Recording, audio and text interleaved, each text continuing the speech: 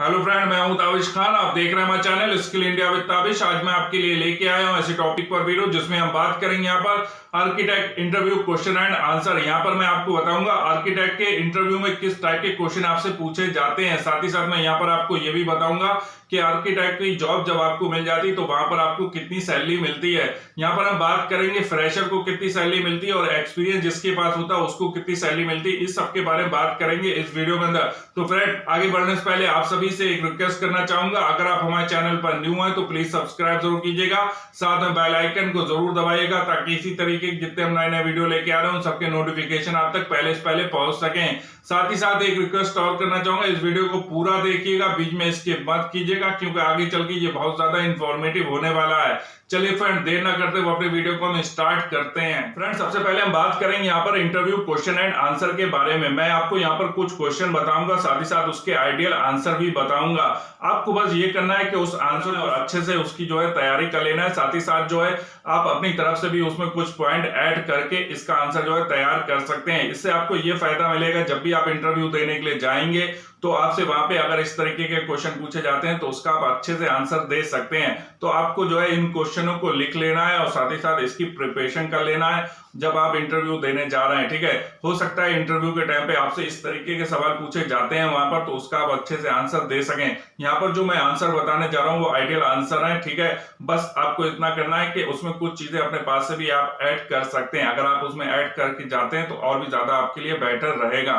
तो फ्रेंड, अब हम स्टार्ट करते हैं अपने पहले क्वेश्चन को। तो हमारा पहला क्वेश्चन जो है वो स्क्रीन के ऊपर आप देख सकते हैं। What are the thing other architect does have which you have. ऐसी कौन सी क्वालिटी है जो बाकी के आर्किटेक्ट में नहीं होती है जो कि आपके पास है। I consider every project as seriously as possible. Friend, मैं आपको यहाँ पे बताना चाहूंगा, इसका आपको आंसर ऐसे देना है क्योंकि वो आपसे ये जानना चाह रहे हैं कि आपके अंदर ऐसी क्या क्वालिटीज है, ठीक है, जिसकी वजह से जो है आप जो है सभी आर्किटेक्ट से अलग हैं। ठीक है, आपको अपनी क्वालिटीज बताना है तो आप ऐसे बता सकते हैं कि सर मैं पूरी ईमानदारी से काम करता हूं, दिल लगा के काम करता हूं, जो भी क्लाइंट होता है, ठीक है, क्लाइंट की जो रिक्वायरमेंट है उसको ध्यान में रखते हुए, साथ ही साथ क्लाइंट का जो बजट होता है उसको ध्यान में रखते हुए मैं डिजाइन तैयार करता हूं जिससे कि क्लाइंट जो है वो सेटिस्फाई हो सके। मेरी पहला मकसद रहता है, पहले जो मेरी जो है प्रायोरिटी है वो ये है कि जो क्लाइंट है उसको सेटिस्फाई करना। मैं कोशिश करता हूं कि मेरा जो क्लाइंट है वो सेटिस्फाई रहे। ठीक है, तो उसको सेटिस्फाई करने के लिए सबसे ज्यादा जो जरूरी है कि क्लाइंट की नीड को देखते हुए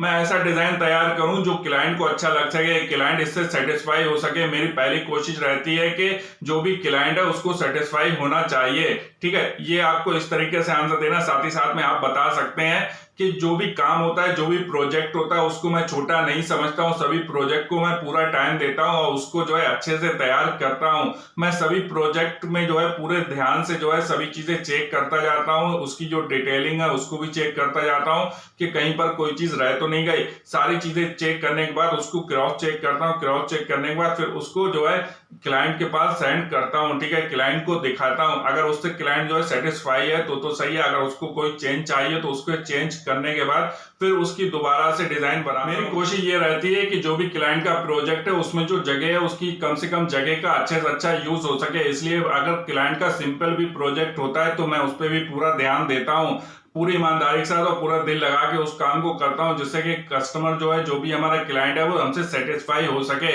तो इस तरीके से आप इस क्वेश्चन का आंसर दे सकते हैं। साथ ही साथ अपनी तरफ से कुछ पॉइंट ऐड करके भी इसका आंसर देते हैं तो और भी ज्यादा बेटर रहेगा। फ्रेंड, मैं आपको यहाँ पे बताना चाहूंगा कि BR कोर्स जो होता है उसकी डिटेल अगर आप जानना चाहते हैं कि BR कोर्स हम कैसे करें, ठीक है, बैचलर ऑफ आर्किटेक्चर का कोर्स हम कैसे करें, इसके लिए क्या एलिजिबिलिटी क्राइटेरिया होगा, या फिर हम कह सकते हैं कि एक अच्छे आर्किटेक्ट के अंदर क्या स्किल्स होनी चाहिए, इसके रिगार्डिंग मैंने पहले से वीडियो बना दिया। अगर आप इसकी ज्यादा जानकारी चाहते हो तो मेरे इस वीडियो को जाके देख सकते हैं, वहां पर आपको पूरी जानकारी मिल जाएगी। अब हम यहाँ पे बात करते हैं हमारे सेकंड क्वेश्चन की। सेकंड क्वेश्चन आप स्क्रीन के ऊपर देख सकते हैं। Which is your skill because of which you have benefit a lot in your career. HR यहाँ पे आपसे जानना चाह रहा है आपके अब तक के कैरियर में आपका ऐसा कौन सा स्किल्स है जिसकी वजह से आपने बहुत ज्यादा फायदा पाया है अपनी नौकरी में, कौन सा स्किल ज्यादा काम में आया है। इसके हिसाब से आप इस क्वेश्चन का आंसर दे सकते हैं। इसमें आपको अपनी स्किल को बताना होगा, ये एचआर यहाँ पे जानना चाह रहा है। तो आप यहाँ पे बता सकते हैं कि मेरी जो ऑर्गेनाइजेशन स्किल्स है वो बहुत ज्यादा अच्छी है,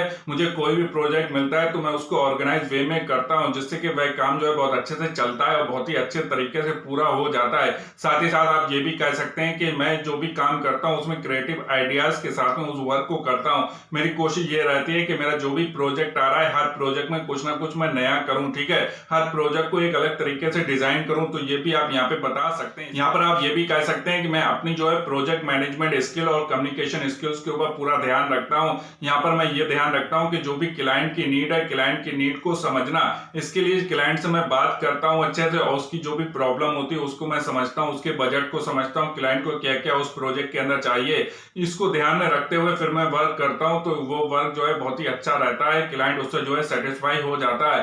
तो यहाँ पर आप इस तरीके से इसका आंसर दे सकते हैं, साथ ही साथ अपनी तरफ से भी कुछ पॉइंट ऐड करके इसका आंसर दे सकते हैं। फ्रेंड, जो हमारा थर्ड नंबर का क्वेश्चन है वो आप स्क्रीन के ऊपर देख सकते हैं, दिया हुआ है, we will give you a design and what change would you like to make in its. हम आपको एक डिजाइन देंगे, उसमें आप क्या बदलाव करना चाहेंगे। एचआर आपसे ये जानना चाह रहा है, ये पूछ रहा है कि हमने ऑटोकैड सॉफ्टवेयर में ये डिजाइन बनाई है, इसमें आपको क्या कमियां और इसमें आप कुछ न्यू कर सकते हैं। तो इसमें जो है आपको वो डिजाइन देंगे, ठीक है, ऑटोकैड पे बनी भी, ठीक है, उसको आपको वहां पे प्रैक्टिकली वहां पे देखना होगा, ठीक है, उसमें जो भी चेंज करना है उसको चेंज करना होगा, ठीक है, जो भी कमियां लग रही हैं उसको कमियों को दूर करना होगा, उसमें कुछ न्यू अगर आप कर सकते हैं तो वह आप वहां पे कर सकते हैं। फ्रेंड, यहाँ पर मैं आपको बताना चाहूंगा कि जो एचआर है वो यहाँ पर आपकी स्किल को चेक करना चाह रहा है, वो जानना चाह रहा है कि आपका दिमाग कितनी तेज चलता है। अगर आपको वहां पर उस डिजाइन के अंदर कोई मिस्टेक लगती है तो आप उसको सही कर सकते हैं। वहां पर जैसे कि विंडो कहीं पर अगर जो है आपको सही जगह नहीं लग रही है, विंडो लगी हुई, तो आप उसको जो है सही जगह पे लगा सकते हैं। साथ ही साथ आपको कोई डोर ऐसा लग रहा है कि वो सही जगह पे नहीं है तो उसको भी आप सही कर सकते हैं, या फिर आपको कोई भी उस डिजाइन के अंदर मिस्टेक लग रही तो उसको आप सही कर सकते हैं। जितना बेहतर आप काम कर सकते हैं उस काम को आप उतना ही बेहतर तरीके से करने की कोशिश करें। यहाँ पर एचआर जो है वो ये जानना चाह रहा है कि आपकी स्किल्स कैसी है, आप कितने क्रिएटिव माइंड है। अगर आपको कोई डिजाइन दी जाती है या फिर आप कोई डिजाइन बनाते हैं, उस डिजाइन के अंदर आप क्या न्यू चीजें जो है बनाएंगे, ठीक है।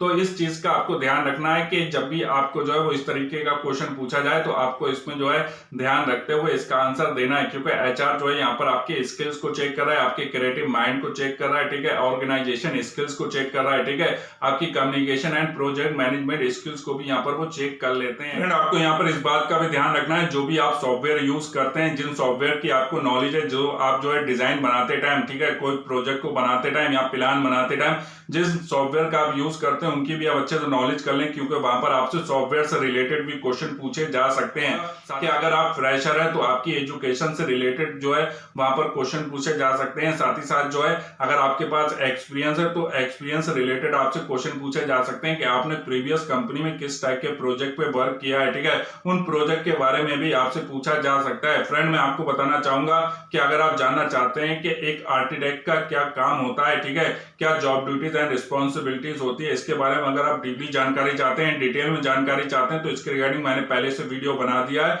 आप मेरे उस वीडियो को जाके देख सकते हैं, वहां पर आपको पूरी जानकारी मिल जाएगी।